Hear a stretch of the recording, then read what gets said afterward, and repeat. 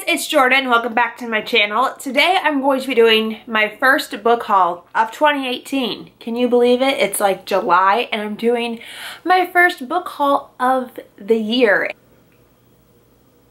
I just made a mess. Haven't bought very many books this year. Last year I started doing this thing where, well, this is not doing the thing, but I started, what's the word I'm looking for? Controlling my book buying obsession because I was just spending way too much money on books. I can't feasibly support this addiction anymore, so we need to find a new solution to this problem. I've been such an advocate and lover of my local library. If I like the book, I put it on my Christmas list. If I don't like the book, I don't buy it and I don't waste money, and it's fantastic. I don't have like any books really to show you today. I only have 6. Everything from January until the end of June. Let's just go ahead and get right on to it. Why am I struggling so much today?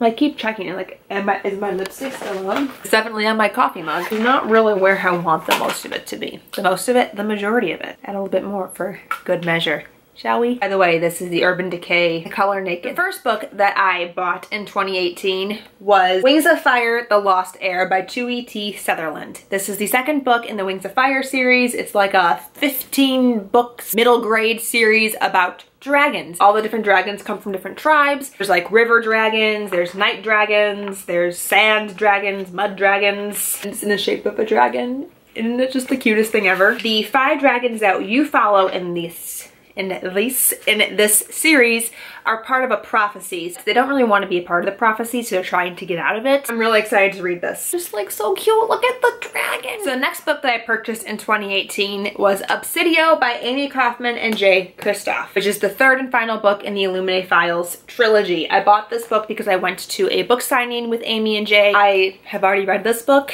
and I loved it so much. I have not yet read this one. This one I have already read. Talked about it in my May reading wrap up. I will be doing like a series review on it at some point in the future. I'm all over the place today. I'm so sorry. I'll link my book signing vlog. Those were the words I was looking for from this event as well. I'm at that point in my coffee journey where it is no longer scalding hot, so it won't burn my tongue, but we're getting to the point where it could get cold and I'd be drinking cold hot coffee, which is disgusting. I have to drink it fast. Next book on my pile here was actually the next book on my pile here, I was actually sent to by the publisher, and that is Unbreakable by Sarah Ella. This is an arc of the 3rd and final book in the Unblemished trilogy. This came out in May. I read the first 2. I reviewed both of them. They're up there. You can't see them. God, this is a hot mess. I read the 1st and 2nd book in this trilogy and I loved them both. I really like Sarah Ella's story that she's created here. I really like one of her main characters, Kai. It's like there's a love triangle because Sarah Ella loves love triangles, and I think she's concocted a very great one. Very great one.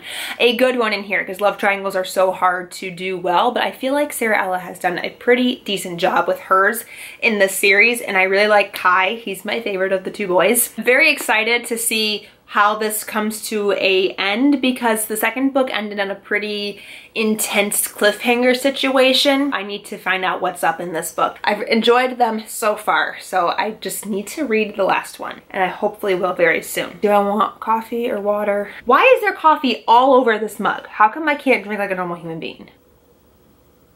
All right, next book on my pile. The Court of Frost and Starlight by Sarah J. Maas, another one that I've already read, and I just talked about, or I will be talking about in my June reading wrap up, depending on what goes up first, because I'm not sure at the moment yet. This is like that bridge novella between ACOWAR and whatever book comes next in the the series. I guess it's like a companion trilogy. I don't know. After the events of ACOWAR, they're dealing with the fallout of massive war and like PTSD and how they're coping with life, how they're rebuilding their city and stuff. Okay, now I think I'm just getting a little jittery from the coffee. The next book I have here was also a book that I bought for a book signing, and that is Save the Date by Morgan Matson, which is her newest release. Link my signing vlog for this as well. I went with my mom and it was so much fun. This one has to do with like a wedding. It takes place over a weekend, and our main character, Harley's oldest sister, is getting married, and like everything that can go wrong will go wrong. Kind of reminds me of like Father of the Bride meets like Cheaper of the Dozen. I'm about halfway through it right now, and I just love Morgan Matson's books. I love her contemporary writing writing style. They're like rom-coms but in book form, and they're perfect, and I love them all the time. And the last book that I purchased in the first portion of this year was also for a book signing. However, I didn't end up getting to go. I was supposed to go with Lainey from Ginger Reads Lainey, but there was a huge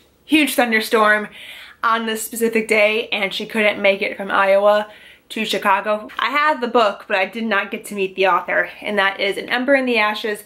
Nope, A Reaper at the Gates by Sabaa Tahir. Third book in the Ember in the Ashes series. I've also already read this. It's been long awaited because I think the second book came out 2 years ago. It's about, oh my gosh, how do I even describe this? It's a fantasy novel. It's like a desert fantasy. You have two characters, Elias and Leia, and Elias has a mask, which it means like he's this elite soldier within this empire. And then Leia is part of a resistance to help her people, which are known as the Scholars, trying to overthrow the empire that Elias is a member of. It's like the very bare bones explanation of the series, because there are so many other things that are happening and going on, and it is like intense and complicated, and everybody is interconnected in crazy ways, and there's desert magic in here. There's like jinns and ifrits. It's very political heavy. Kind of reminds me of the Game of Thrones seasons when we followed Daenerys in Essos, or Essos,